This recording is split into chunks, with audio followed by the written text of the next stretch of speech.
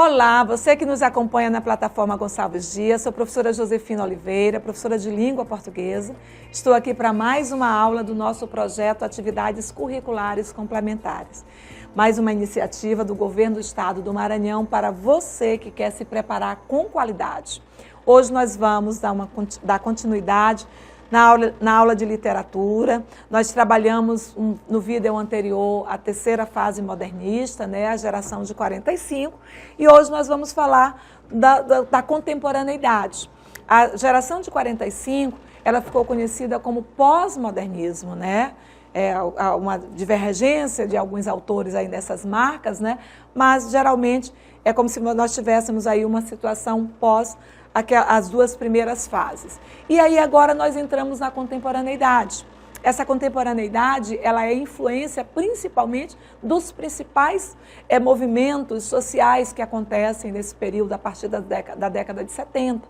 Nós vamos passar por uma transformação significativa no nosso país, não somente com o processo de urbanização predominante no Brasil, e isso faz muita diferença, mas também com o desenvolvimento tecnológico que chega, Nós tivemos o período aí de JK, Juscelino Kubitschek, que fez a modernização do país, colocou uma outra cara no Brasil, naquela máxima de 50 anos em 5. Então, tudo isso influencia as transformações também nas produções artísticas e nas produções literárias.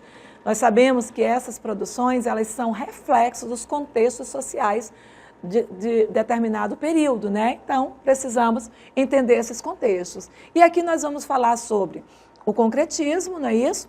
Tropicalismo e a poesia marginal, certo? Que estão associados aí basicamente ao que nós temos hoje na contemporaneidade, tá?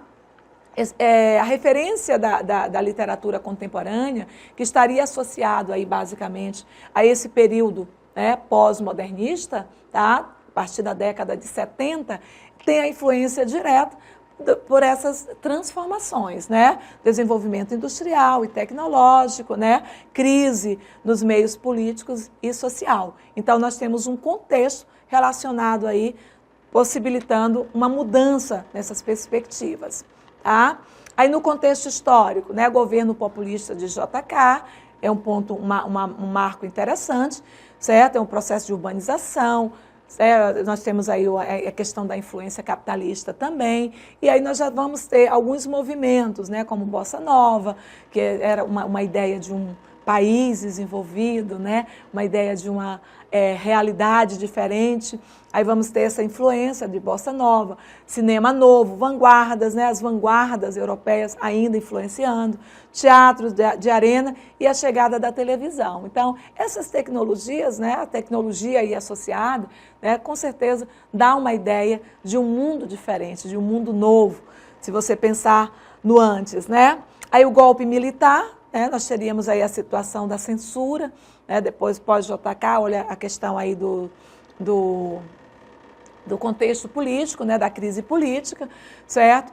Trouxe uma situação do medo, de exílio, a situação aí, com certeza, de crises políticas e sociais, e aí foi um espaço favorável para a produção de nomes como, por exemplo, Chico Buarque de Holanda, de nomes, por exemplo, como Caetano Veloso, certo? Como Gilberto Gil. Então, nós vamos ter esses movimentos agregados aí exatamente por esses contextos de transformação, tá? Aí nós temos aí a lei da anistia, que permitiu o retorno dos exilados, até chegarmos aí às diretas já. Então, todo esse processo aí que é conhecido como o contexto de a literatura contemporânea.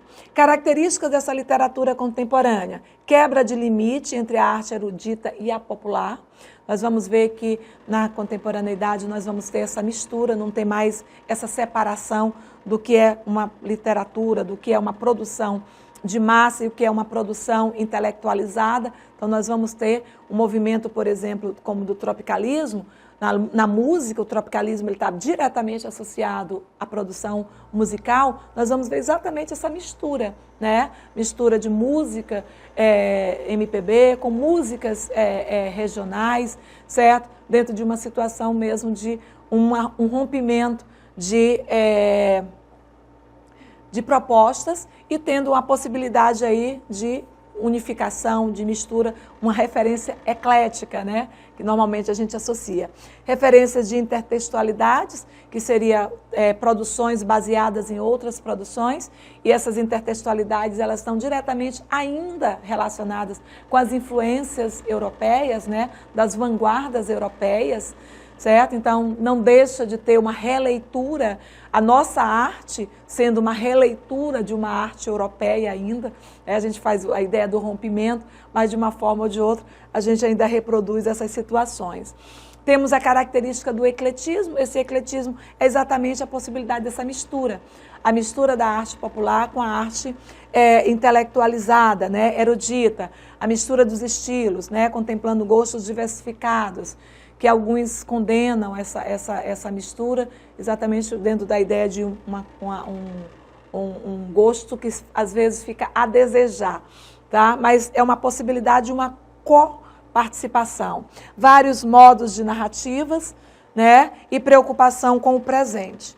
Então, são características principais dessa literatura contemporânea. Temas do cotidiano associado à realidade que estamos vivenciando, engajamento social, novas técnicas de arte e escrita, elaboração de contos e crônicas, tá? E obras reduzidas. Aí nós temos características dos mini-contos, né? Mini-crônicas, já que nós temos uma sociedade mais dinamizada pela tecnologia, né? A tecnologia ela vai facilitar muito a nossa vida e aí nós vamos ter uma necessidade de ter uma interação maior, e aí isso também tem um reflexo nas nossas produções. Nós não temos mais um tempo para produções muito extensas, né? Então começamos a produzir textos menores, textos mais curtos, mini-contos, mini-crônicas, aí como uma característica dessa contemporaneidade, tá? Como reflexo, inclusive, da própria referência tecnológica, né? A tecnologia ela está diretamente associada à velocidade, então vai ter uma influência também nas produções, ok? E dentro dessa perspectiva da contemporaneidade, nós vamos destacar aqui o concretismo. O que é o concretismo? É um movimento dentro da contemporaneidade que tem relação direta, dentro do processo poético, né? Uma relação direta com influências de vanguarda. Nós vamos trabalhar o concretismo muito numa preocupação, muito mais de relacionar o conteúdo com a forma. Nós não estamos preocupados com a metrificação dos versos dessa poesia. Nós estamos associando de forma criativa aquela estrutura, aquela forma, certo? Com o conteúdo do poema. Por isso que está associado aí a uma referência do concretismo, certo? Ele coloca assim, um tipo de poesia que não tem forma nem versos definidos, diferentemente do lirismo, né? Ele pode ser lido de qualquer direção, sem que tenha sugerido antes, embora tenha surgido antes, ganhou visibilidade após a Exposição Nacional de Arte Concreta em São Paulo. Mas, de qualquer maneira, é uma forma diferente de fazer a poesia, né? Principais características do concretismo, né? Valorização do conteúdo visual e sonoro. Então, não se preocupa só com o conteúdo, mas se preocupa também com a forma da apresentação da estrutura poética. Sintaxe visual em detrimento da discursiva. Então, a preocupação com o que sugere a forma do poema, né? Vou já mostrar o exemplo aqui. É muito importante o que esse poema vai sugerir, a forma sugere. Então, a referência visual é um ponto alto, né? Banimento de estrutura formal, como os versos e as estrofes, utilização de efeitos gráficos, né, por causa da questão da forma, e o papel torna-se a tela e o artista aproveita todo o espaço. Então, na verdade, é como se estivesse trazendo as formas geométricas, né, para a parte literária, certo? É como se você estivesse ali não fazendo a pintura na tela. O papel passa a ser a tela e o autor, o poeta vai, através das palavras e das formas, né, que ele quer dar para aquela estrutura, certo? Ele vai fazer a sua produção artística. E nós temos aqui a referência também da defesa da racionalidade, tá? A aversão ao expressionismo, que o expressionismo ele sugere, né? e rejeição ao acaso e à abstração lírica. Tá? Na referência que nós temos aqui, o Augusto de Campos, ele fez aqui um poema concreto muito interessante. Ele associou a palavra lixo, e a palavra lixo toda formada pela palavra luxo, certo? Aqui nós temos a palavra luxo compondo as letras que formam a palavra lixo. Olha como nós não temos o texto versificado, nós não temos a presença de versos, estrofes, certo? Nós temos um texto que vai sugerir uma crítica. E é isso que é interessante, é a sugestão. Então, a partir da associação da palavra lixo e luxo, eu posso entender qual é a ideia de Augusto de Campos nessa associação. É que o luxo representaria o lixo da sociedade. Então, ele está fazendo uma crítica às classes elitizadas, que promovem o processo de desigualdade social, certo? Então, esse lixo é o próprio luxo, representado aí uma crítica capitalista, né? Das desigualdades sociais. Enquanto uma elite se beneficia na sua condição social, existe uma parte marginalizada. Então, a crítica está estabelecida não numa preocupação métrica, mas numa preocupação visual, de sugerir a ideia, tá?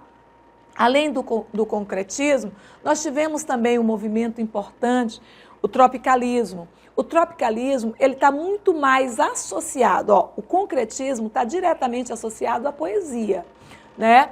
O tropicalismo, ele estará diretamente associado à música. Mas a música, ela é composta por textos poéticos, certo? Então, nós vamos perceber a própria poesia na construção das letras dessas músicas. Então, o tropicalismo, ele é um movimento cultural, artístico-cultural, que nos traz muita qualidade poética, associado aí principalmente a uma percepção de crítica político-social, certo? Então, nós vamos ter um movimento cultural brasileiro, né, que surgiu no final da década de 60, tá? Buscava renovar o cenário cultural brasileiro, denunciando a realidade do Brasil. Então, o tropicalismo, ele vem com esse papel, né, de fazer crítica ao contexto social, ao contexto político. Nós estamos vivendo aí o período de ditadura, né? Então, a ideia é ter realmente aí a possibilidade, né, de criticar esse contexto. Manifestou principalmente na música, mas também teve representantes no teatro, né, no cinema e nas artes plásticas, ok? Aí temos, a origem do nome desse movimento é atribuída a uma obra do Hélio Oiticica, Tropicália, né? Então, a partir dessa obra, né, que ele faz exatamente a representação ali das cores do Brasil, né, que aí traz a ideia de que é um país tropical, e na associação da valorização do Brasil, eles colocam o nome Tropicália, tá? Aliás, tropicalismo, a partir da obra de Hélio Oiticica. Aí vamos ter como representantes, né, Caetano Veloso, né, e o Gilberto Gil, que são os dois principais aí do tropicalismo. Na verdade, nós temos aí, eles apresentam-se num festival de música e eles trazem uma proposta musical diferenciada, certo? Mostrando uma situação de misturas, né? Principalmente dentro das referências das misturas, das influências europeias. E aí você, a partir daí, tem um marco nessas produções. Certo? Mas também vamos ter os Mutantes, né, com a Rita Lee, certo? Vamos ter Gal Costa também contribuindo nesse movimento, tá? E outro aspecto importante que vale a pena a gente associar aí nessa contemporaneidade é a poesia marginal, certo? O que é essa poesia marginal? É uma poesia que se propõe a fazer uma crítica social mais contundente, certo? Não mais na perspectiva em si, né, da referência da música somente, mas uma poesia que enxerga a realidade, o contexto de opressão, o contexto de violência, certo? E se propõe a trazer uma forma de entender essa realidade dentro da arte literária, né? Dentro da possibilidade do uso da palavra, a palavra como arte, né? Tinha o objetivo de expressar toda a violência diária sofrida pelos opositores ao regime e se opor ao conservadorismo da sociedade. Suas características marcantes são a ironia, é importante isso aqui, o sarcasmo, as gírias e o humor, certo? Nós vamos ter algumas representações aqui, por exemplo, o próprio Ferreira Goulart, né, que para mim é o poeta, né? Ferreira Goulart, ele traz, principalmente no seu Poema Sujo, uma crítica muito severa ao contexto da nossa sociedade. Na realidade, ali é uma leitura da realidade brasileira, né? Eu convido vocês a pesquisarem o Poema Sujo de Ferreira Goulart e entender, de fato, a realidade em que você vive, né? Apesar de estarmos no século XXI, mas a leitura que Ferreira faz ainda é muito atual para nós, né? Associando aí essa crítica ao contexto de violência, ao contexto de opressão, tá? Temos também, dentro dessa referência, a preocupação aí de um caráter de quebra de expectativa, né? O uso de humor, né, para trazer uma crítica daquela realidade de uma forma irônica. E a quebra de expectativa é um dos recursos, né? O exemplo que nós temos aqui é Paulo Leminski, né? Contra Narciso. Em mim eu vejo outro, e outro, enfim, dezenas, trens passando, vagões cheios, de gente centenas. O outro que há em mim é você, você e você. Assim como eu estou em você, eu estou nele. Em nós, e só quando estamos em nós, estamos em paz, mesmo que estejamos a sós.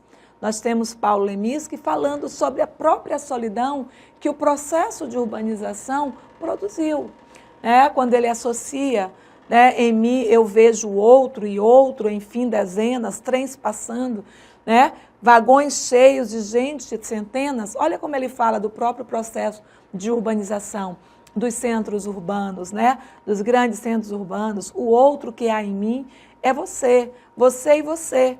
Assim como eu estou em você, eu estou nele, né? Em nós. E quando estamos em nós, estamos em paz, mesmo que estejamos a sós. Então, ele traz uma associação aí da solidão estabelecida pelo próprio processo de urbanização, tá? E é bem confusa, né? Na associação aí. Principais autores aí da poesia marginal. O Ariano Suassuna. O Ariano Suassuna, ele pega um pouco do pós-modernismo, né? Geração de 45. E também passei aqui na contemporaneidade, Alto da Compadecida, né? Então, nós temos talvez um dos mais conhecidos aí, até mesmo pela própria produção cinematográfica. Temos Cora Coralina, Poemas dos Becos, né? E Ferreira Goulart, que eu coloquei ainda há pouco, Poema Sujo. Acredito que seja uma referência, deve ser uma referência para vocês aí entender, né, como é percebida a realidade brasileira a partir da ótica dessas referências nossas, desses autores. E aí nós vamos para a primeira questãozinha, né? Essa primeira questãozinha é a questãozinha do Enem. Nós temos aqui a capa do CD, essa aqui é a capa de um CD, né? Do CD, não, do LP, desculpa. Talvez alguns aqui nem saibam o que é um LP, né? Aqueles discos de vinil, certo? De Os Mutantes. Os Mutantes era o grupo, né, da Tropicália, composto pela Rita Lee, o esposo da Rita Lee, né? E aí nós temos aqui Os Mutantes. Vejam que a capa é um pouco diferente, né? E traz aí as referências. Vocês, de uma certa maneira, têm a forma de cabelo e tudo mais, tem uma influência dos Beatles, né? A gente não pode deixar de reconhecer que os Beatles influenciaram muito, né, esse movimento. Então, vamos ver o que a questão pede. A capa do LP Os Mutantes, de 1968, ilustra o movimento da contracultura. O desafio à tradição dessa criação musical é caracterizado por, letra A, letras e melodias com características amargas e depressivas, Pelo contrário, eram letras muito alegres, eram muito animadas, certo? O rompimento ali era no sentido mesmo de fazer uma arte diferente, sair daquela arte tradicional, tá? Então não temos a ideia dessa depressão amargas, né? São muito críticas, são letras de contestação, são letras de denúncias sociais, né? Arranjos baseados em ritmos e melodias nordestinas, não, nós vamos ter uma mescla de ritmos, de estilos, o ecletismo, né? Nós vamos ter uma mistura. Sonoridades experimentais e confluência de elementos populares e eruditos, foi o que eu terminei de dizer, a questão das misturas, né? Letra C, ok. Letra D, temas que refletem situações domésticas ligadas à tradição popular. Não, no caso ele tem uma influência de misturas mesmo, inclusive misturas europeias, né? Então nós não teríamos aí associação somente à tradição popular. Ritmos contidos e reservados em oposição aos modelos estrangeiros, em oposição não, absorve muita influência estrangeiras, né? Então nós temos aqui sonoridades experimentais e confluência de elementos populares e eruditos. É a mistura, tá? É uma das características desse movimento. E o que é que nós temos aqui na segunda questão? Aquarela. O corpo no cavalete é um pássaro que agoniza, exausto do próprio grito. As vísceras vasculhadas principiam a contagem regressiva. No assoalho, o sangue se decompõe em matizes que a brisa beija e balança. O verde de nossas matas e o amarelo de nosso ouro, o azul de nosso céu, o branco e o negro, o negro e negro. O que é que nós temos aqui?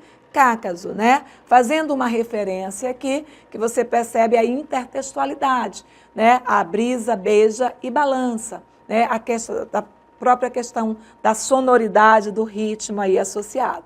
E o que a questão coloca?